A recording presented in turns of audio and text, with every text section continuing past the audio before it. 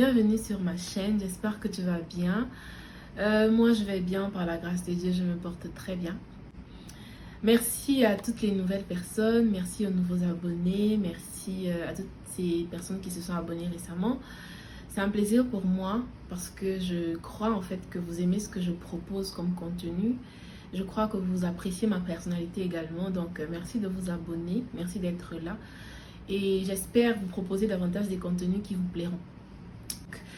Dans cette vidéo, je te parlerai du fait que les rêves révèlent l'état de notre santé spirituelle. Je me suis dit pourquoi ne pas en parler, parce que moi-même à un moment donné de ma vie, j'ai été victime de certains rêves.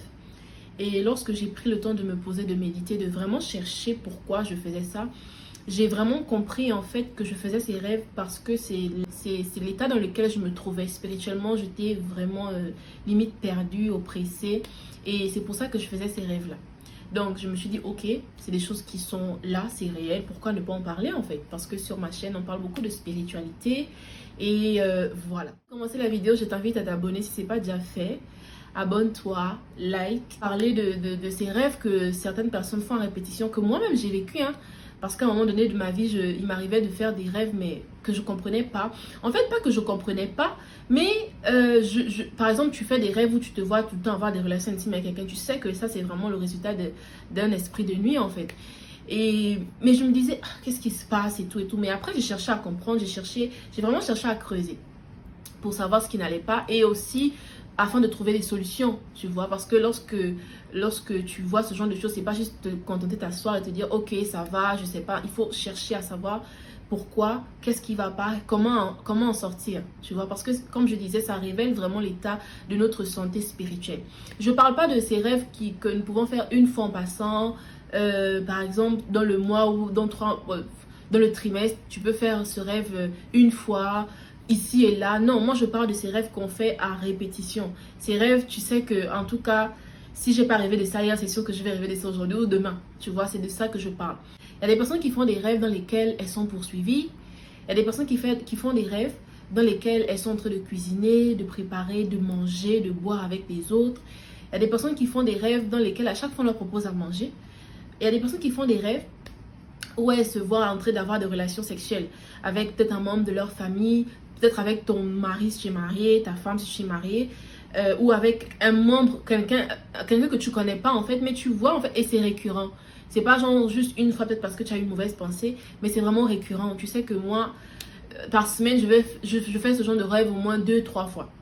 Ou des rêves où tu te vois dans la maison dans laquelle tu as grandi, le terrain dans lequel tu as grandi, le village dans lequel tu as grandi. Mais vraiment, c'est à répétition, hein. C'est pas juste une fois. C'est des rêves que tu fais tout le temps. Tu te vois au village, tu te vois avec les gens avec qui tu étais dans le passé. À l'instant où tu fais ce genre de rêve, tu n'es plus à cet endroit, tu as grandi. Il y a beaucoup de temps qui s'est déjà écoulé, mais tu continues de faire des rêves où tu te vois dans la maison familiale, au village, cet endroit où tu étais. En fait, ça révèle en fait qu'il y a un souci, il y a un problème et qu'il faut chercher à résoudre. D'autres font des rêves dans lesquels où ils ont du mal à progresser, ils ont du mal à avancer. C'est-à-dire que, par exemple, ils veulent voyager. Ça, c'était mon cas, hein, vraiment. Tu fais un rêve où tu as envie de voyager, tu arrives quelque part, tu sais pas où tu es, tu te perds, ou peut-être tu as oublié ton passeport à la maison. Et comme je dis, c'est pas une fois. Quand c'est une fois, je peux dire, c'est vraiment pour te prévenir, fais attention, il y a quelque chose qui va arriver. Par exemple, tu as envie de voyager. Tu fais un rêve dans lequel tu perds ton passeport. Tu fais un rêve dans lequel tu rates ton vol. Il faut te lever pour prier. Tu vois, c'est comme je dis, tu prévois de faire une chose, par exemple, tu prévois de faire une chose et quelques temps avant de réaliser cette chose-là, quelque chose se passe. Il faut se lever pour prier, pour anéantir. Et il y a aussi des personnes qui font ce genre de rêve à répétition. Par exemple, à chaque fois qu'elles doivent voyager, elles font ce genre de rêve. Ça aussi, ça révèle qu'il y a un souci spirituel pour lequel il faut se lever. Moi, par exemple, ça remonte vraiment. Je faisais des rêves où je me voyais avoir des relations intimes avec un membre de ma famille ou avec des gens que je connaissais pas ou comme ça. Et vraiment, dans le rêve, tu te vois en train de refuser. Tu n'as pas envie. Mais c'est comme si la personne réussissait à le faire. Une fois, 2 fois, 3 fois, je me suis dit non, là, ça dort. Et à un moment donné, je le faisais vraiment quasiment tout le temps. Je me suis dit non, là, franchement, Seigneur, je ne peux pas. Et c'est stressant en fait. C'est frustrant parce que tu es fatigué, tu veux dormir, mais tu sais que c'est sûr, je vais encore rêver. je vais encore rêver. Et comme par la grâce de Dieu, j'étais déjà quand même, quand même éduquée, renseignée sur certaines choses spirituelles, je savais que ça c'était la manifestation des esprits de nuit, des esprits qu'on appelle incubes et succubes, les femmes et les maris de nuit. Je savais qu'il y avait ça en fait dans ma vie. Et je me suis dit, il faut que j'en sorte. Il faut trouver une solution. Il faut que ça cesse en fait. Parce que ces esprits-là ne viennent pas dans ta vie. C'est pas juste, ils couchent avec toi dans le monde spirituel. Ils viennent pour bloquer ta vie. Ils viennent pour mettre des blocages dans ta vie. Tu ne vas pas évoluer. Tu as du mal à trouver un mari ou une femme. Tu as du mal à trouver un travail. Tu as du mal à faire des enfants. Parce qu'ils veulent avoir le contrôle en fait. Ils veulent avoir le contrôle. Et donc, moi, je savais que si je fais ça, c'est parce qu'ils sont là. Et s'ils sont là, c'est pas parce qu'ils veulent juste s'amuser. Ils veulent me mettre à terre, en fait. Ils veulent finir avec moi. Et dans la même période, je faisais des rêves. C'était vraiment aléatoire, hein. Soit je fais des rêves où je me vois avoir des relations intimes dans mon sommeil. Soit je fais des rêves où je veux voyager. Je prends bien le train à destination, mais arrivé à un endroit, je crois que je suis arrivée à l'endroit où je suis censée aller. Je descends et je me rends compte que je suis perdue. J'arrive là-bas, je connais personne. Des fois, j'ai le téléphone, mais j'ai pas de batterie, je peux pas appeler. Vraiment des rêves bizarres où je prends le bus pour aller à tel endroit et après je me rends compte que j'ai pris le mauvais bus. Je me demandais, mais Jess, qu'est-ce qui se passe en fait? Qu'est-ce qui va pas? Je savais qu'il y avait un problème. Franchement, ça c'est ma grâce parce que j'étais déjà quand même, j'étais déjà renseignée sur les choses spirituelles. C'est vrai que ma vie c'était compliqué et c'est là où je veux en venir aussi. C'est que il y a des situations spirituelles dans lesquelles on se retrouve à cause de l'état dans lequel on vit, à cause de notre vie. Est-ce que tu vis dans le péché? Est-ce que tu tombes dans le péché? Ou est-ce que tu vis dans la sanctification? C'est des choses qui sont très très très importantes. Ça fait partie des solutions également.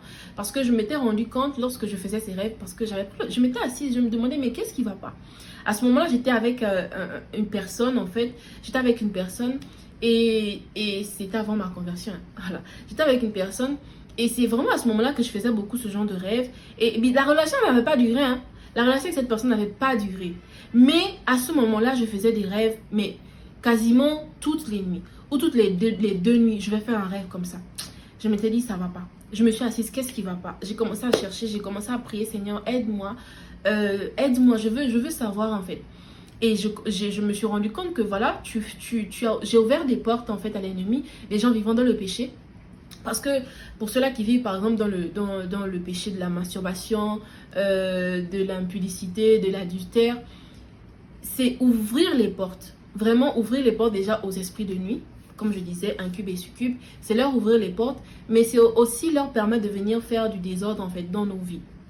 Et donc je m'étais rendu compte que voilà, je vivais dans le péché. En fait, ma vie n'était pas vraiment en ordre avec ce que la parole me disait. Et donc je m'étais dit, ah, vraiment là... C'est vraiment avant ma conversion, hein, je me suis dit, ok, c'est compliqué, qu'est-ce que je vais faire? Je veux en sortir, Seigneur, je veux en sortir. Aussi, je veux vraiment arrêter cette vie-là parce qu'elle ne te plaît pas. Mais je ne vais pas te dire que oui, j'éprouve forcément le désir d'arrêter ça maintenant. Je sais que ce n'est pas ce que je dois faire. Mais est-ce que j'éprouve le désir d'arrêter? Ça, c'est une autre question. Et donc, je disais, Seigneur, aide-moi, s'il te plaît, parce que je veux arrêter. Je veux vraiment tout arrêter. Donne-moi d'éprouver vraiment le dégoût. Je ne veux plus faire ça, en fait. Je ne veux plus faire ça. Et je ne veux pas demeurer dans le péché. Je ne veux pas vivre dans le péché. Ce n'est pas ce à quoi tu m'appelles. Et mon corps est le temple de Dieu. L'Esprit de Dieu habite en moi. Je ne peux pas faire de mon corps ce que je veux. Je ne peux pas gâcher mon corps en vivant dans le péché, en fait. Je ne peux pas donner accès volontairement au diable à ma vie. Et donc, j'ai commencé à prier, à demander à Dieu de m'aider, à demander à Dieu de m'aider à trouver des solutions, prier tout le temps. Et c'est vraiment la persévérance aussi dans la prière. C'est la persévérance, c'est persévérer. Persévérer dans la prière, rechercher. Et donc, c'est comme ça que ça s'est passé pour moi. J'ai prié jusqu'à ce qu'à un moment donné, ça a complètement cessé. Ça a complètement cessé. Et j'ai rendu grâce à Dieu, merci, vraiment. Donc, ça, c'est vraiment par rapport à mon expérience. Et donc, quelles sont les solutions lorsque ça arrive de faire des mauvais rêves à répétition, ce genre de rêve-là, où tu te sens bloqué, tu te sens limité, tu te sens... voilà, tu rêves même des défunts de ta famille, tu as perdu peut-être ton père, ta mère, ta soeur, ton frère, mais toi, tout le temps, tu fais des rêves où tu vois des défunts. Voilà, c'est ce que je disais dans ma précédente vidéo. Tu pries pas à un défunt. Tu ne demandes pas à un défunt d'intercéder pour toi. Tu ne demandes pas à quelqu'un qui est décédé d'intercéder pour toi. Tu demandes à Dieu. C'est Dieu que tu pries au nom de Jésus. Et c'est au nom de Jésus que tu pries pour obtenir ce pourquoi tu pries en fait, ce dont tu as besoin. Mais tu ne pries pas à un défunt. Les défunts, ils sont partis. Et je disais justement qu'il y a des démons qui prennent l'apparence des défunts pour te donner l'impression que tu es en communion avec le mort. Mais non, tu es en communion avec les esprits du monde des ténèbres. C'est eux qui viennent dans ta vie, c'est eux qui viennent te donner des conseils, qui viennent te donner des choses, qui viennent te dire des choses. Et tu auras l'impression que, oh, ça fonctionne. Tu entretiens encore et encore cette relation-là et ce ne sera pas pour ton bien. Ça ne sera pas pour ton bien parce que le diable ne vient pas dans nos vies pour nous faire du bien. Le diable ne vient pas dans nos vies pour nous faire vivre ce que Dieu veut que l'on puisse vivre. Il ne faut pas se laisser distraire, il ne faut pas se laisser détourner du chemin. C'est vrai que nos défunts, on les a aimés, c'est des personnes qui ont partagé nos vies, on les a aimés, mais il faut les laisser partir, il faut les laisser se reposer. Ils ne sont plus là. Ils ne sont plus là. S'il y a quelqu'un à qui tu dois demander de l'aide, c'est à Jésus. Si par exemple tu fais ce genre de rêve, tu fais des mauvais rêves à chaque fois ou depuis des années tu vois des choses compliquées ou par exemple tu t'apprêtes à chaque fois que tu dois passer un examen la veille, tu vois combien te voler ton stylo, à chaque fois que tu dois par exemple passer ton permis de conduire, tu viens qu'on vient te voler ton permis de conduire, tu dois voyager, à chaque fois que tu prépares un voyage tu vois toujours que tu perds ton passeport ou que tu rates ton vol ou à chaque fois que en fait il y a quelque chose qui se prépare dans ta vie. Tu fais ce genre de choses. À chaque fois que par exemple tu dois rencontrer quelqu'un la veille, tu fais un rêve où tu as des relations intimes avec un homme ou une femme. C'est des choses pour lesquelles c'est vrai que c'est frustrant, ça fait peur. Mais il faut se dire déjà, ok, merci Seigneur. Parce que si je fais ce genre de rêve, c'est parce que tu veux me montrer qu'il y a quelque chose qui ne va pas et qu'il faut que je trouve une solution. C'est vrai que ça fait paniquer des fois et justement dans la panique, on essaie de chercher des solutions à la va-vite. Mais la solution, c'est Jésus. La solution vraiment définitive et efficace, c'est Jésus. Parce que ça ne sert à rien d'aller chercher des solutions chez des féticheurs. Ces personnes-là, comme je dis, ils n'ont rien à vous donner. Ils n'ont rien à donner en fait. Ils n'ont rien à donner. Tu as été créé par quelqu'un. Tu as été créé par quelqu'un. Et quand ça ne va pas dans ta vie, la personne chez qui tu dois aller chercher recours, solution, c'est ton créateur. C'est la personne qui t'a créé. Et donc, déjà, il faut être en paix, en relation, il faut être réconcilié avec ton Créateur. Et pour être réconcilié avec notre Créateur, c'est par Jésus. Jésus est le chemin, la vérité et la vie. Lorsque ça ne va pas, c'est aller au Père. Seigneur, qu'est-ce qui ne va pas? Mais tu vas au Père au nom de Jésus. Parce que c'est en son nom que nous nous approchons de lui. Qu'est-ce qui ne va pas? Pourquoi je fais ces rêves? Qu'est-ce que tu veux me montrer? Déjà, je te rends grâce de ce que tu me permets de voir ces choses-là. Parce que la Bible dit que tout ce qui est dévoilé est condamné. Lorsque nous ne connaissons pas certaines choses, c'est normal que nous ne sachions pas où aller, quoi faire, comment faire. Mais lorsque Dieu te révèle déjà ces choses, c'est pour que tu trouves une solution. C'est peut-être qu'il veut que tu grandisses, il veut que tu ailles un peu plus loin avec lui. Il veut peut-être que tu ailles à lui parce que peut-être tu ne le connais pas, tu n'as jamais donné ta vie à Jésus. Voilà. Et pour trouver véritablement la solution, c'est rien qu'avec Dieu. C'est Dieu qui pourra te donner, qui pourra te libérer, te délivrer, faire tout ce qu'il y a à faire. Donc, il faut déjà se réconcilier avec lui par Jésus en acceptant Jésus ou en se repentant de tous les péchés. Ça, c'est l'une des solutions. L'autre solution également, c'est de sortir du péché. Par exemple, tu vis dans le péché. C'est sûr que lorsqu'on vit dans le péché, on donne accès au diable. C'est sûr qu'en vivant dans le péché, on donne accès à tous ces esprits-là qui... Ils ont le droit, parce que c'est le péché. Ils ont le droit de venir et de faire ce qu'ils veulent faire en fait. Donc, il faut, si tu vis dans le péché, sortir du péché déjà. Vraiment demander pardon à Dieu pour ça. Il faut vraiment doubler d'efforts dans la prière. Il faut monter. Il faut monter vraiment d'un cran dans la prière par les prières d'intercession, les prières de combat, le jeûne. Il faut vraiment aller plus loin. Il faut chercher. Il ne faut pas se limiter. Il faut se lever. Il y a des heures stratégiques pour les prières de combat. Il faut se lever dans la prière. De toutes les façons, c'est ta vie. Si tu ne veux pas, si tu ne te lèves pas pour ta vie, si tu ne cherches pas des solutions, qui va le faire? Personne. Tu vas être là et te contenter. Tu vas te dire, oh, c'est normal. En tout cas, j'ai la vie, je mange, je sors, je me déplace, je vis. C'est vrai que c'est pas rose, mais rien n'est parfait. C'est cette mentalité que tu vas avoir et tu vas t'asseoir en fait. Tu vas t'asseoir dans cette zone-là et te dire, oh, ça va, c'est normal, c'est rien en fait. Non, il faut se lever. Dieu ne nous a pas appelés à être stagnants. Dieu ne nous a pas appelés à être des personnes qui stagnent. Toute une vie stagne. La vie est faite de saisons. La vie est faite de saisons. Il y a une saison où tu vas vivre par exemple des difficultés, mais c'est dans le but de te faire grandir. Tu ne vas pas vivre des difficultés toute ta vie. C'est pas possible. Tu n'as pas été créé pour vivre dans le malheur. Tu n'as pas été créé pour vivre dans les difficultés, dans la peur. Non, pas du tout. Il y a des périodes comme ça. Mais il faut pouvoir faire ce qui est nécessaire pour que cette période-là aussi passe. C'est ce qu'on appelle les déserts. Il ne faut pas faire comme le peuple d'Israël. Et nous, on fait vraiment comme le peuple d'Israël. Tu es censé faire 40 jours de désert, mais ça se transforme en 40 ans parce qu'il y a des lamentations, parce que tu te plains, tu te dis non, c'est pas ça. Mais alors que Dieu veut t'apprendre quelque chose dans cette période-là. Si tu es juste, ok Seigneur, tu veux m'apprendre quelque chose, je me laisse faire. C'est vrai que c'est dur, c'est vrai que c'est difficile, mais je m'accroche et je sais que ça va aller. Et le Seigneur te fait monter en fait. Le Seigneur te fait évoluer, il va te faire sortir de là. Voilà. Donc, il faut se lever dans la prière. Il faut vraiment se lever. Il faut pas attendre. Il ne faut pas dire non, lève-toi. Lève-toi, prie, recherche la face de Dieu. Recherche la face de Dieu. La Bible dit que le Seigneur veille sur ceux qui le craignent. Donc, si tu crains Dieu, le Seigneur va te protéger, il va te garder. Il y a tellement de promesses qui sont rattachées à nos vies. Il y a tellement de promesses que le Seigneur nous a faites. Énormément de promesses lorsqu'on lit la Bible. Mais ces promesses-là ne peuvent être efficaces que si on est aussi dans la volonté de Dieu, si on est dans le plan, dans l'obéissance à la parole de Dieu. Il y a des choses que nous ne ferons jamais si on ne se soumet pas véritablement au Seigneur. Donc, il faut se lever, prier, rechercher la face de Dieu. Rechercher la face de Dieu, c'est rechercher Dieu dans la prière. C'est le chercher lui, c'est chercher son amour, chercher à le connaître. Et il va encore davantage nous révéler. Et il va petit à petit mettre les barrières à toutes ces choses-là, couper certaines choses, briser ce qu'il y a à briser, détruire ce qu'il y a à détruire. Mais c'est tout, il faut se lever dans la prière, il faut le rechercher. Et aussi des fois, le Seigneur peut t'emmener à aller vers un homme ou une femme de Dieu qui est spirituellement plus élevé que toi, spirituellement qui pourra te mettre sous sa couverture. Mais pour ça, il faut déjà avoir une relation avec Dieu. Parce que si tu n'as pas de relation avec Dieu, si toi, tu as un problème, tu cours directement vers les gens, c'est pour ça qu'on remarque que des fois, il y a des personnes qui se font escroquer, abuser, voler. Parce que tu n'as pas de relation avec Dieu. Si tu as une relation avec Dieu, le Saint-Esprit vit en toi. Et le Saint-Esprit te conduit dans toutes choses. Il t'enseigne toutes choses. Il va te dire, va là-bas, ne va pas là-bas. Va là-bas, ne va pas là-bas. Il va te conduire. Si par exemple, tu vas aller dans une église ou on t'invite dans une église, il va peut-être te dire, n'y va pas. Parce que je ne sais pas où tu dois aller. N'y va pas. Va là-bas. N'y va pas. Une église peut être bien, mais ce n'est pas là où Dieu veut que tu sois, en fait. Une autre église peut être bien, ce n'est pas là où Dieu veut que tu sois. Une église peut paraître, je ne sais pas, mais c'est là où Dieu t'attend parce qu'il a une mission pour toi dans cette assemblée. Donc, c'est vraiment d'abord. Pour moi, la base, c'est vraiment d'abord chercher Dieu. Vraiment le chercher, lui. Vraiment le prier. Vraiment aller soupirer, crier, Seigneur, tant que je ne vivrai pas ma guérison, ma libération, je ne vais pas lâcher. Père, je vais crier. Si je dois crier à toi tous les jours, je crierai à toi. Parce que tu es ma solution. C'est toi qui m'as créé. Tu ne m'as pas créé pour venir souffrir. Tu ne m'as pas créé pour venir vivre une vie d'esclavage ou je ne sais pas quoi. Tu m'as créé pour que je sois heureux, pour que je sois heureuse, pour que je vive bien.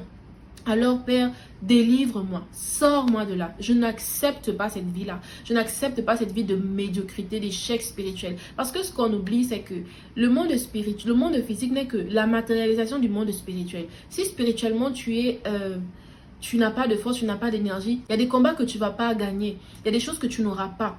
Parce que dans le monde spirituel, tu es éteint. On ne te voit pas, tu ne brilles pas. Il faut aspirer à briller le monde spirituel. Il faut aspirer d'abord vraiment à nourrir son esprit, à être des hommes et des femmes forts dans le monde spirituel. Et ce sont des hommes forts dans le monde spirituel qui impactent le monde naturel. Donc voilà ce que moi j'avais à dire.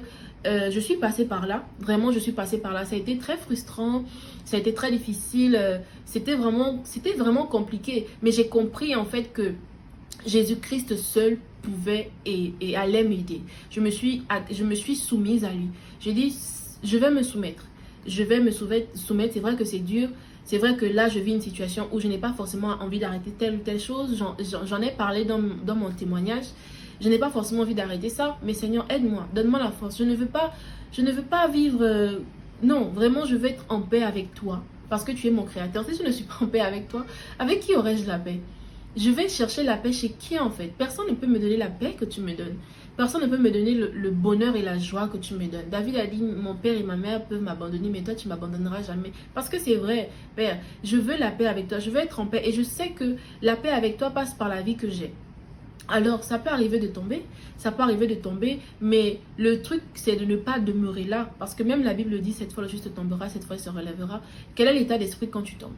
Comment tu fais face aux échecs ou aux difficultés? Il ne faut pas rester là. La vie, la marche avec le Seigneur, c'est la course. Tu es tombé, tu te relèves, tu marches. Tu continues de courir, tu continues d'avancer. Tu as un moment d'égarement. Ok, tu te rends compte que tu t'égares. Tu te relèves et tu vas en fait. Et même quand tu t'égares, Seigneur, donne-moi la force de me relever s'il te plaît. Donne-moi la force de revenir sur le droit chemin. Donne-moi la force de revenir parce que je veux marcher avec toi. Je ne peux pas marcher sans toi. Donc... C'est ce que j'avais à vous partager aujourd'hui. Peut-être que tu passes par là et tu te dis, ah oui, c'est vrai que je fais des rêves. Tu négliges des fois tu te souviens pas. Tu sais que tu as fait un mauvais rêve, mais tu te souviens pas du rêve que tu as fait. Va demander à Dieu, Seigneur, voilà le rêve. J'ai fait un rêve cette nuit qui m'a paru assez frustrant, mais je me rappelle pas. De quoi s'agit-il? Qu'est-ce qui va pas? Révèle-moi l'état de mon âme. Est-ce qu'il y a des choses à changer? Est-ce qu'il y a quelque chose que je ne comprends pas, que je ne vois pas? S'il te plaît, montre-moi parce qu'il faut que ça change. Et je crois, je sais en tout cas que Dieu fera des choses merveilleuses. Donc, c'est ce que j'avais à vous partager aujourd'hui. J'espère que la vidéo t'a plu. Encore une fois, n'hésite pas à t'abonner, à liker la vidéo et à laisser un commentaire si tu le veux bien. On se retrouve très prochainement pour une autre vidéo. Bye bye!